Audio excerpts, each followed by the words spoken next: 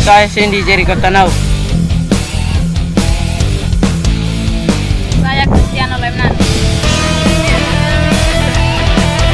Saya Didas Kalia Lemnan. Terima kasih untuk dukungan Bapak Mama semua. Anak-anak di desa kami bisa menyalurkan bakatnya melalui sekolah bola. Terima kasih Bapak Mama, saya bisa ikut sekolah bola.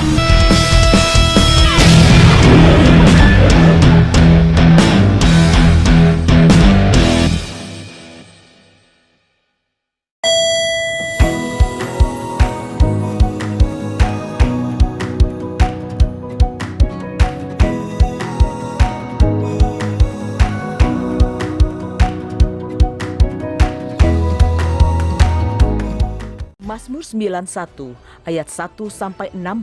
Dalam lindungan Allah, orang yang duduk dalam lindungan yang maha tinggi dan bermalam dalam naungan yang maha kuasa akan berkata kepada Tuhan, tempat perlindunganku dan kubu pertahananku, Allahku yang kupercayai. Sungguh, dialah yang akan melepaskan engkau dari jerat penangkap burung, dari penyakit sampar yang busuk. Dengan kepaknya, ia akan menudungi engkau. Di bawah sayapnya, engkau akan berlindung. Kesetiaannya ialah perisai dan pagar tembok. Engkau tak usah takut terhadap kedahsyatan malam, terhadap panah yang terbang di waktu siang, terhadap penyakit sampar yang berjalan di dalam gelap, terhadap penyakit menular yang mengamuk di waktu petang. Walau 1.000 orang rebah di sisimu dan 10.000 di sebelah kananmu, tetapi itu tidak akan menimpamu. Engkau hanya menontonnya dengan matamu sendiri dan melihat pembalasan terhadap orang-orang fasik. Sebab Tuhan ialah tempat perlindunganmu, yang maha tinggi telah kau buat tempat perteduhanmu. Malapetaka tidak akan menimpa kamu, dan tulah tidak akan mendekat kepada kemahmu. Sebab malaikat-malaikatnya akan diperintahkannya kepadamu untuk menjaga engkau di segala jalanmu. Mereka akan menatang engkau di atas tangannya, supaya kakimu jangan terantuk kepada batu. Singa dan ular kedung akan kau langkahi. Engkau akan menginjak anak singa dan ular naga. Sungguh hatinya melekat kepadaku, maka aku akan meluputkannya. Aku akan membentenginya, sebab ia mengenal namaku.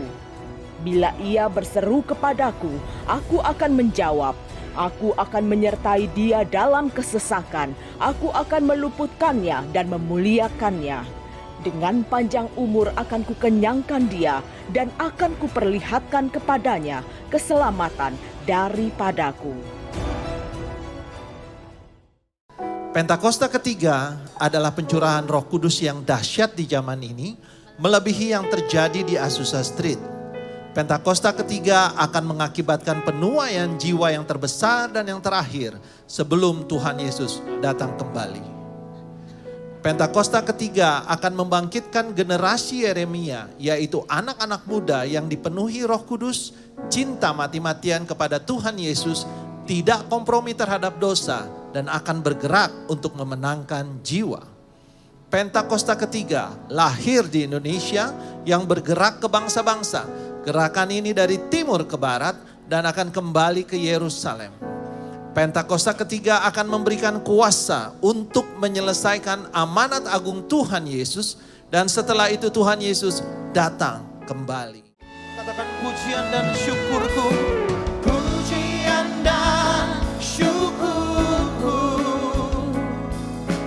Ku bawa padamu Dengan rendah hati, ku persembahkan. Sadar bila kami ada ya Tuhan, sadar bila ku ada, tanyakanlah anugerah, bukan karena kekuatanku. Ya, bukan hidupku adalah penyembahan.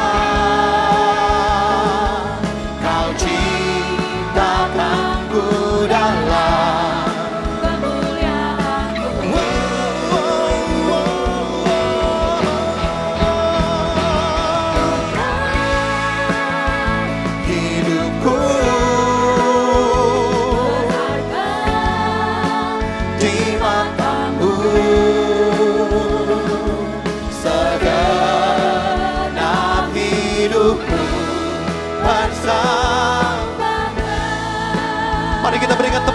sekali lagi buat Tuhan Bapak Ibu Saudara.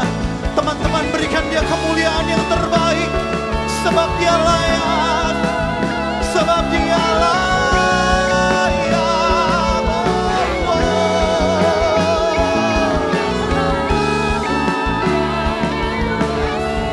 Kami bersyukur Tuhan. Haleluya. Ku tahu hidupku adalah penyembahan. Mari kita bangkit berdiri sama-sama Bapak Ibu Saudara.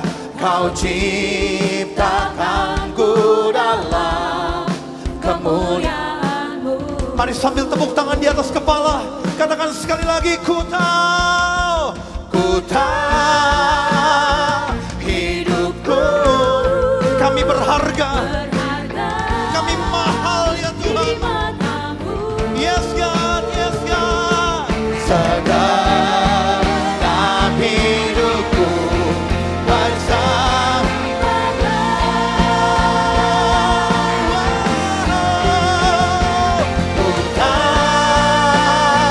Hidupku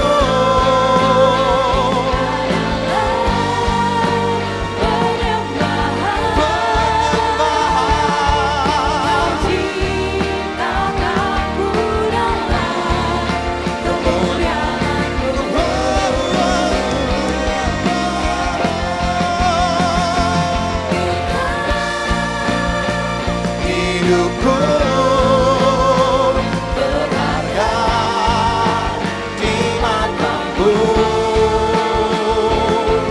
Segenap hidupku persembahkan.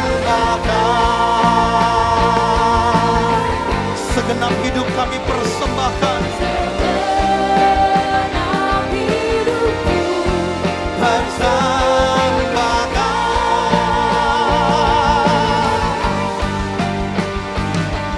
Segenap hidupku persembahkan.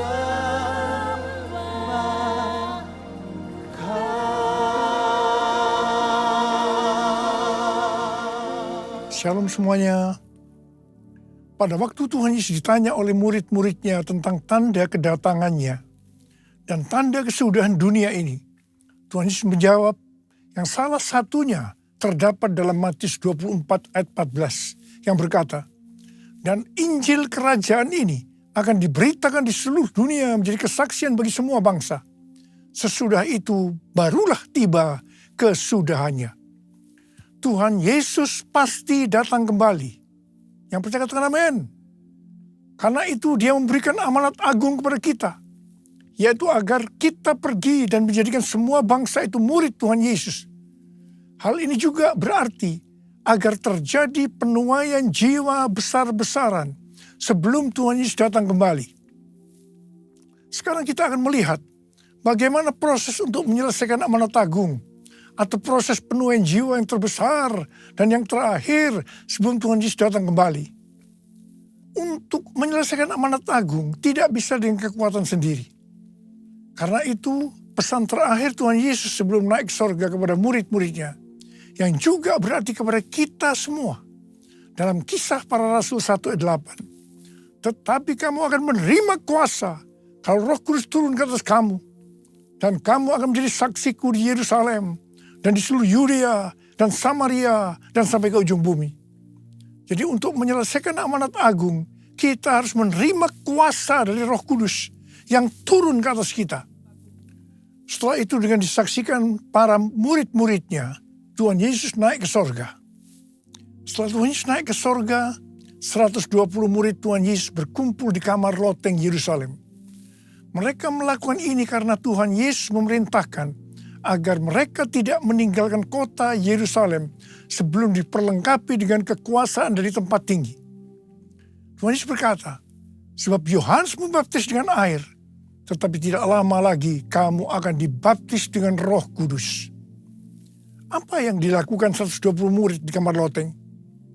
Alkitab berkata bahwa mereka semua bertekun dengan sehati dalam doa bersama-sama Artinya, mereka berdoa, memuji dan menyembah Tuhan dalam unity siang dan malam.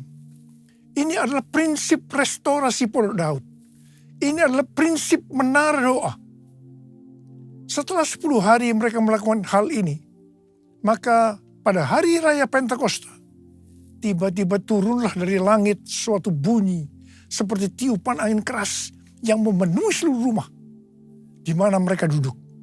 Dan tampaklah lidah-lidah seperti nyala api yang bertebaran dan hinggap pada mereka masing-masing. Maka penuhlah mereka dengan Roh Kudus.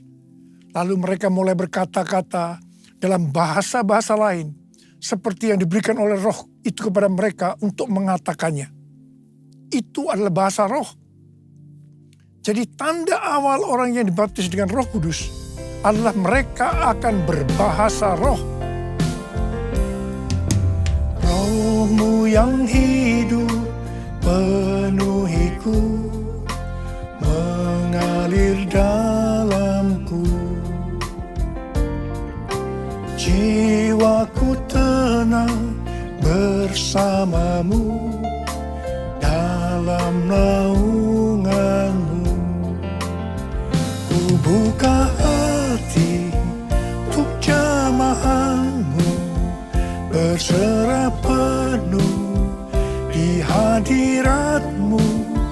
Kau ambil alih seluruh hidupku, di altarmu menyembahmu, di altarmu menyembahmu, di altarmu menyembahmu.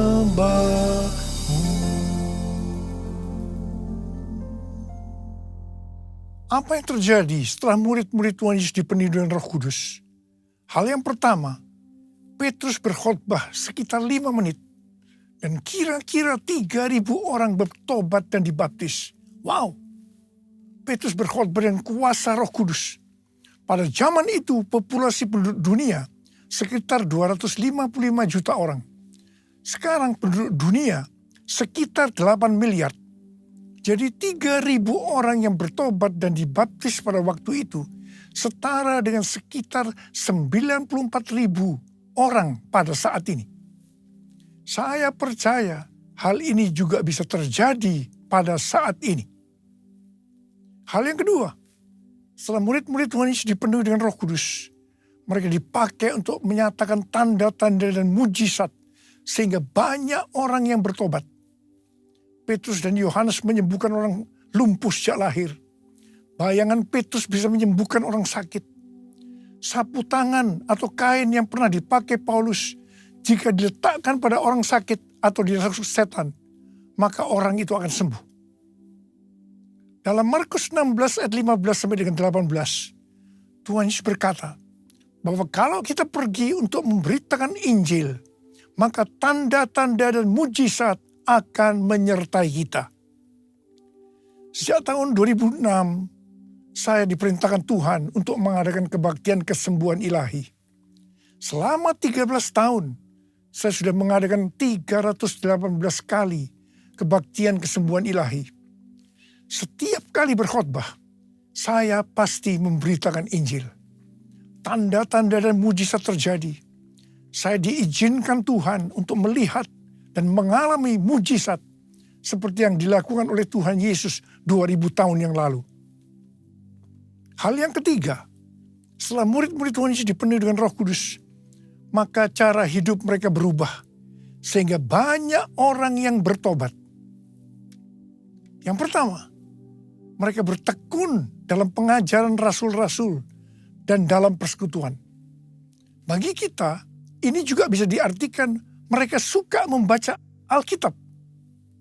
Mazmur 119 ayat 105 berkata, "Firman-Mu itu pelita bagi kakiku dan terang bagi jalanku." Kalau kita suka membaca Alkitab, itu akan menuntun jalan hidup kita. Hidup benar sesuai dengan firman Tuhan. Kita akan menjadi orang yang berintegritas. Dan itu akan membuat orang lain bertobat. Yang kedua, perubahan cara hidup yang membuat banyak orang bertobat adalah mereka selalu berkumpul, memecahkan roti dan berdoa. Ini bisa diartikan mereka hidup dalam unity dan suka berdoa. Hari-hari ini saya melihat melalui menara doa bahwa ada doa, pujian, dan penyembahan dalam unity siang dan malam. Saya percaya kalau Tuhan sudah berikan kepada kita beban untuk berdoa seperti ini, maka ini merupakan tanda bahwa Pentakosta ketiga yang dahsyat akan turun dan akan terjadi penuaian jiwa yang terbesar dan yang terakhir sebelum Tuhan Yesus datang kembali. Yang ketiga, perubahan cara hidup jemaat yang membuat banyak orang bertobat, yaitu karena mereka suka memberi, sehingga tidak ada yang berkekurangan. Hari-hari ini Tuhan Yesus menghendaki agar kita suka memberi. Alkitab berkata, adalah lebih berbahagia memberi daripada menerima. Lukas 6 ayat 38 berkata, berilah dan kamu akan diberi. Suatu takaran yang baik, yang dipadatkan, yang dikoncang, dan yang tumpah keluar akan dicurahkan ke dalam pangkuanmu. Sebab ukuran yang kamu pakai untuk mengukur akan diukurkan kepadamu. Yang keempat, perubahan cara hidup jemaat yang membuat banyak orang bertobat, yaitu mereka selalu bergembira dan dengan tulus hati sambil memuji Allah. Hidup dengan tulus hati artinya hidup sebagai orang yang berintegritas. Jadi perubahan-perubahan yang terjadi dalam cara hidup jemaat yang membuat banyak orang bertobat adalah, yang pertama, mereka suka membaca Alkitab. Yang kedua, mereka suka berdoa. Yang ketiga, mereka hidup dalam unity. Mereka suka memberi. Mereka suka memuji Allah dan bergembira. Tulus hati atau hidup berintegritas. Dikatakan bahwa mereka disukai semua orang. Dan tiap-tiap hari jumlah orang yang diselamatkan bertambah. Haleluya! Curahkanlah kuasa-Mu Tuhan, mujizat terjadi di tempat ini. Curahkanlah kuasa-Mu Tuhan, mujizat terjadi sekarang ini. Mujizat terjadi sekarang ini.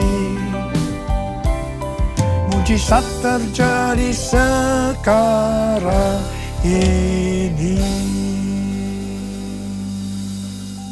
Saya percaya mereka menganggap bahwa pola penuaian jiwa hanya seperti itu. Mereka sebagai orang-orang yang percaya hidup dalam zona nyaman. Mereka biasa berkumpul dalam unity sambil membaca Alkitab, berdoa dan memuji Tuhan dengan sukacita. Tidak ada yang berkekurangan. Wow, siapa yang tidak mau menjadi orang Kristen? Tetapi ternyata supaya penuaian jiwa bertambah besar, Tuhan izinkan proses berikutnya terjadi, yaitu aniaya menimpa jemaat di Yerusalem. Selain rasul-rasul, maka mereka harus lari meninggalkan Yerusalem. Mereka pergi ke Yudea dan Samaria sambil memberitakan Injil. Jadi kalau tadinya penuaian jiwa hanya terjadi di Yerusalem saja, sekarang mereka menyebar ke seluruh Yudea dan Samaria. Dan pola penuaian jiwa yang seperti ini masih terjadi sampai hari ini. Catatan sejarah gereja selama berabad-abad menunjukkan bahwa semakin gereja ditekan, justru Injil semakin menyebar dan diberitakan kemana-mana.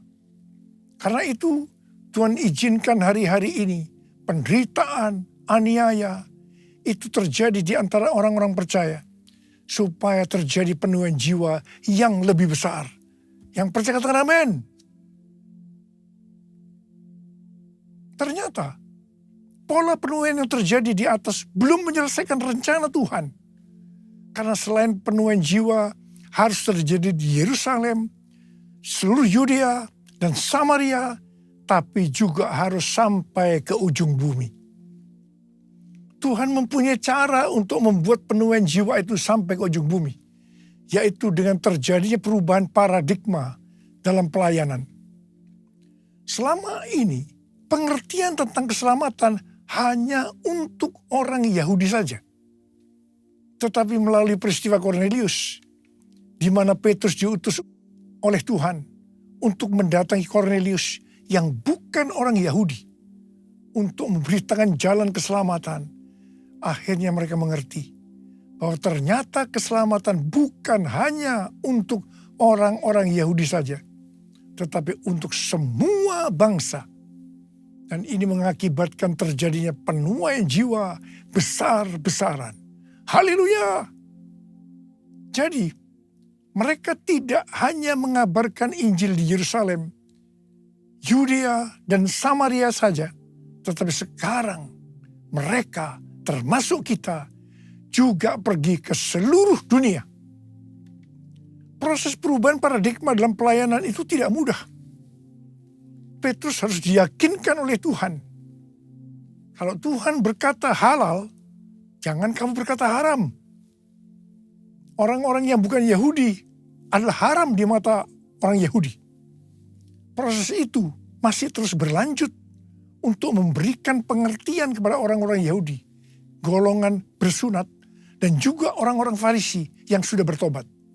Di mana mereka berpendapat bahwa orang yang bukan Yahudi yang percaya kepada Tuhan Yesus harus disunat dan diwajibkan mengikuti hukum-hukum Musa. Tetapi melalui sidang di Yerusalem, akhirnya mereka mengerti dan bisa menerima bahwa keselamatan bukan hanya untuk orang-orang Yahudi saja, tapi untuk semua bangsa. Katakan amin. Jesus, I believe in you. Jesus, I belong to you.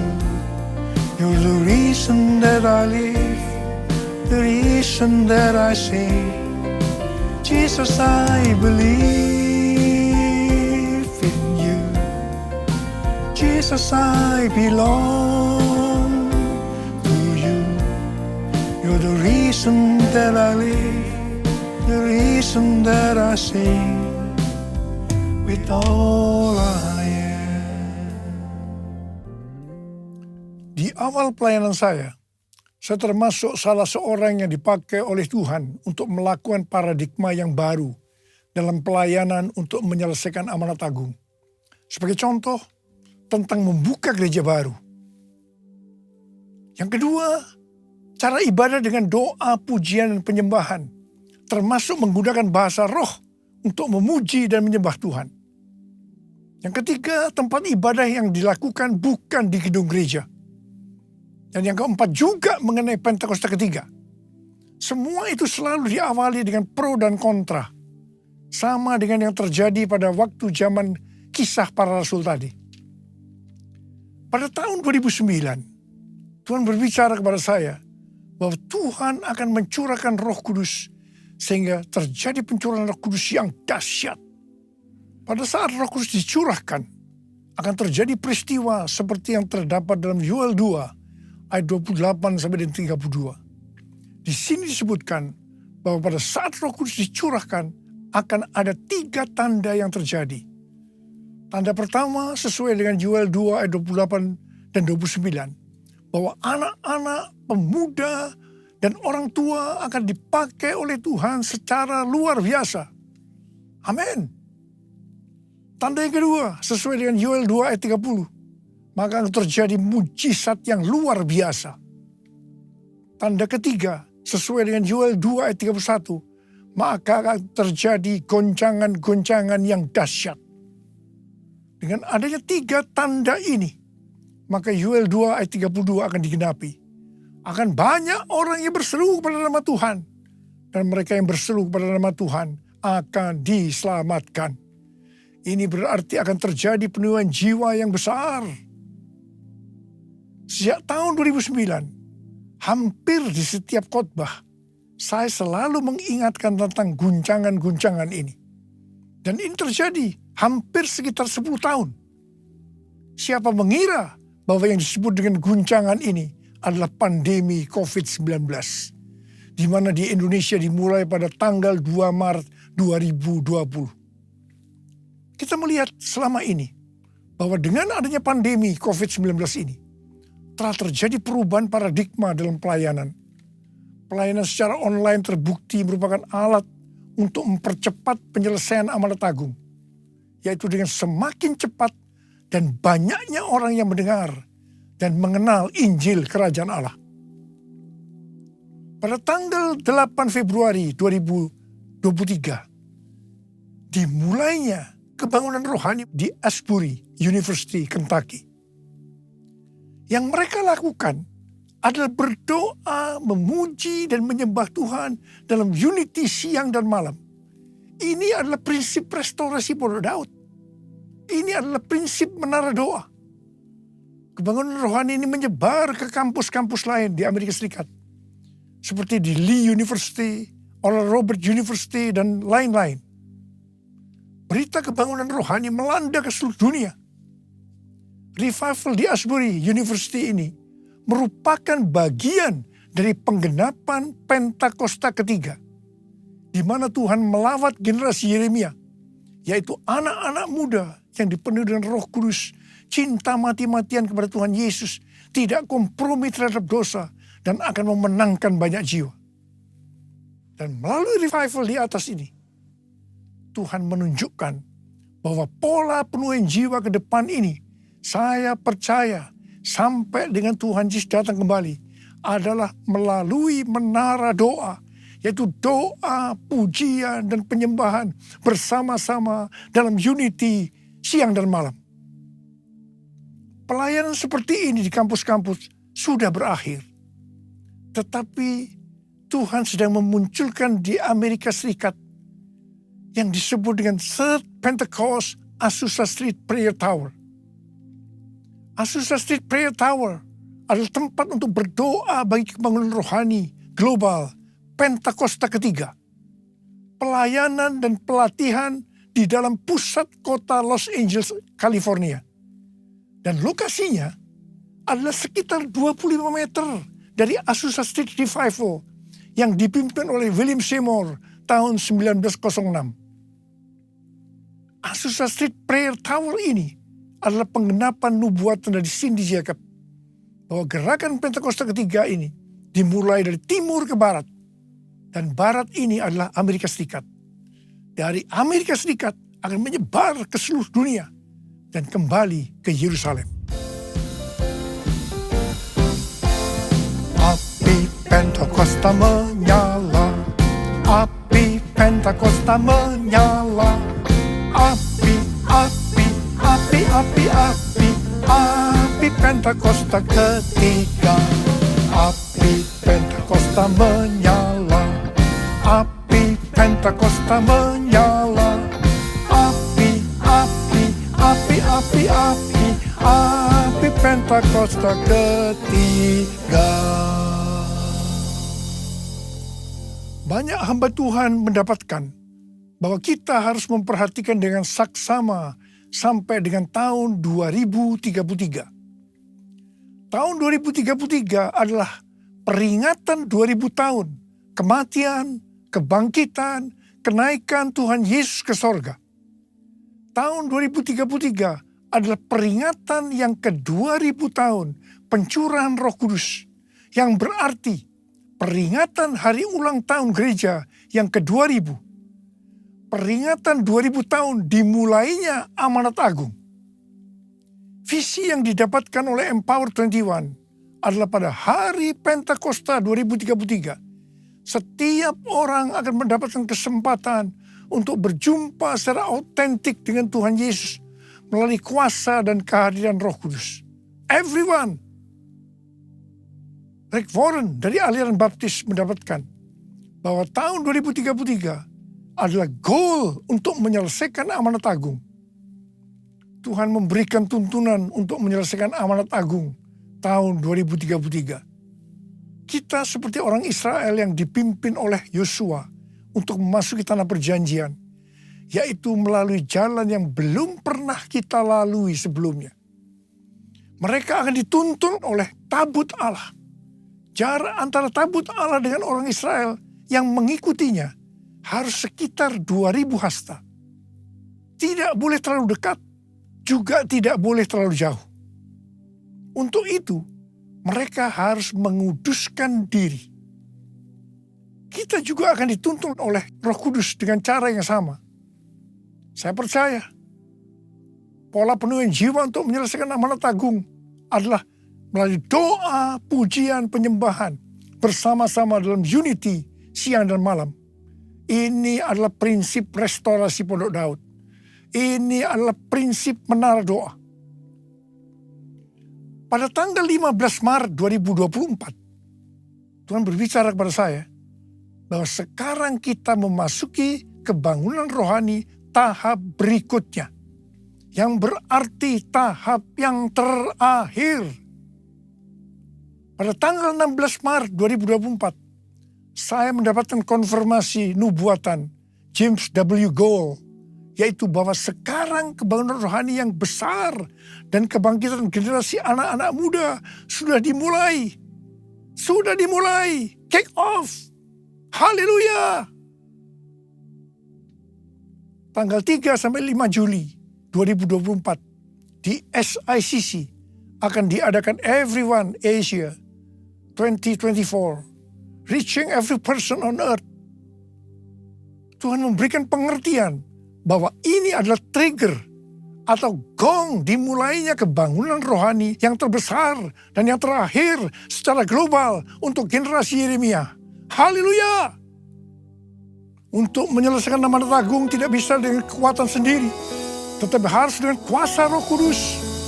Karena itu kita harus dipenuhi Roh Kudus. Ada berapa banyak yang akan berkata, Tuhan, saya mau dipenuhi Roh Kudus. Saya mau menyelesaikan amanat agung Tuhan Yesus. Angkat tangan saudara.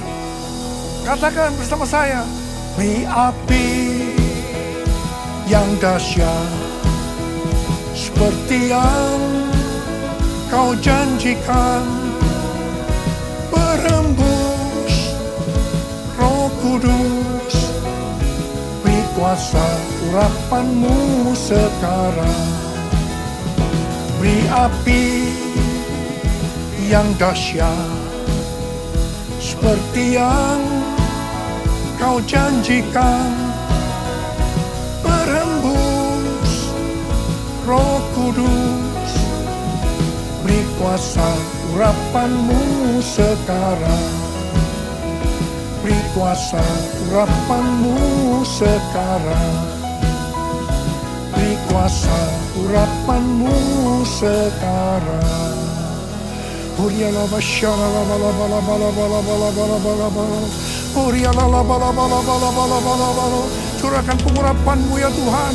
Api yang dahsyat turun dalam nama Yesus, dalam nama Yesus. Memberikan kuasa, berikan kuasa, kuasa untuk menyelesaikan amanat agung Tuhan Yesus. Terima kasih Tuhan, terima kasih, terima kasih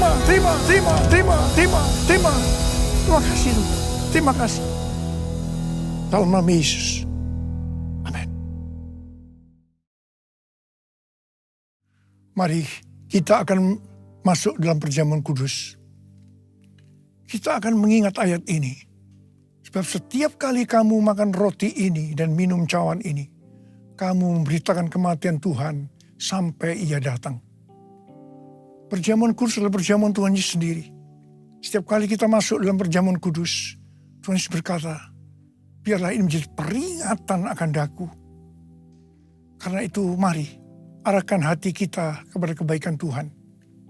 Supaya kita lebih mengasihi Tuhan Yesus. Kita lebih mengasihi satu dengan yang lain. Bapa, siapa kami sebelum kami mengenal Engkau? Kami semua orang berdosa. Upah dosa adalah maut, mati. Tapi Engkau yang tidak berdosa telah dijadikan dosa oleh karena kami. Engkau harus turun dari sorga mulia. Mati ganti kami dengan penderitaan yang luar biasa. Sungguh kalau kami pikirkan betapa baiknya Engkau ya Abah. Kau jadikan kami sebagai anak-anak-Mu. Kau tuntun, kau bela, kau lindungi, kau tegur juga kalau kami salah. Kau hajar juga. Itu Engkau ya Abah. Itu Engkau ya Abah. Tuhan akan memberkati kita melalui perjamuan kudus. Tapi Tuhan mau kita makan dan minum dengan cara yang benar. Karena itu masing-masing sekarang berdoa. Introspeksi, lihat keadaan dirimu masing-masing. Jangan menyimpan dosa. Kalau ada dosa yang Tuhan ingatkan, langsung minta ampun. Ampuni saya Tuhan.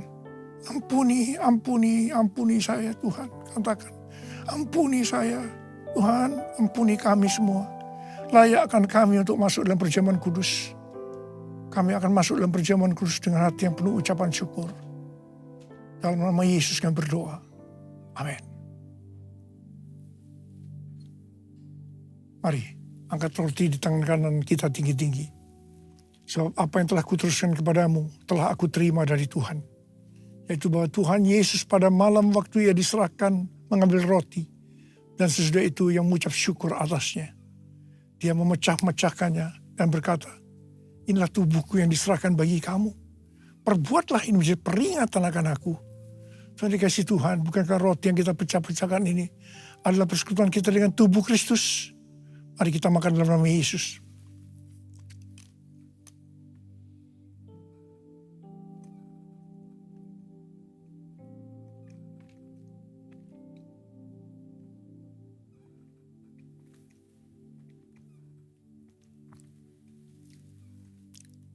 Mari angkat cawan di tangan kanan kita tinggi-tinggi. Demikian juga yang mengambil cawan sesudah makan lalu berkata, cawan ini adalah perjanjian baru yang dibenterkan oleh darahku. Perbuatlah ini setiap kali kamu meminumnya menjadi peringatan akan aku. Soalnya kasih Tuhan, bukankah cawan pengucapan syukur.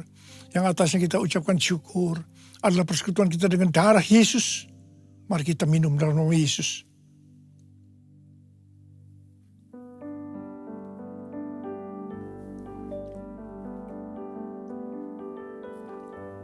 Mari angkat tangan kita di hadapan Tuhan. Ucapkan syukur dan terima kasih dengan suara. Tuhan, terima kasih ya Tuhan. Terima kasih, terima kasih. Terima kasih ya Abba, terima kasih. Urala basyara bala bala bala. Oh riala bala bala bala bala. Oh rala bala bala. Ada berapa banyak di antara saudara yang membutuhkan kesembuhan? Angkat tanganmu. Kau melihat anak-anakmu sedang mengangkat tangan mereka Tuhan. Saat ini Engkau sedang menyembuhkan yang sakit. Kau sedang membebaskan yang terikat. Engkau menghibur yang susah. Engkau menguatkan yang lemah. Engkau memberikan pengharapan-pengharapan yang baru bagi yang datang dengan keadaan putus pengharapan. Terima kasih. Sembuh dalam nama Yesus. Sembuh dalam nama Yesus. Sembuh dalam nama Yesus. Sembuh dalam nama Yesus. Terima kasih Tuhan. Terima kasih Yesusku, terima kasih Yesusku. Puji syukur hanya bagi Tuhanku. Terima kasih Yesusku, terima kasih Yesusku. Puji syukur hanya bagi Tuhanku. Terima kasih Yesusku, terima kasih Yesusku. Puji syukur hanya bagi Tuhanku. Terima kasih Yesusku, terima kasih Yesusku. Puji syukur hanya bagi Tuhanku. Puji syukur hanya bagi Tuhanku. Puji syukur hanya bagi Tuhanku.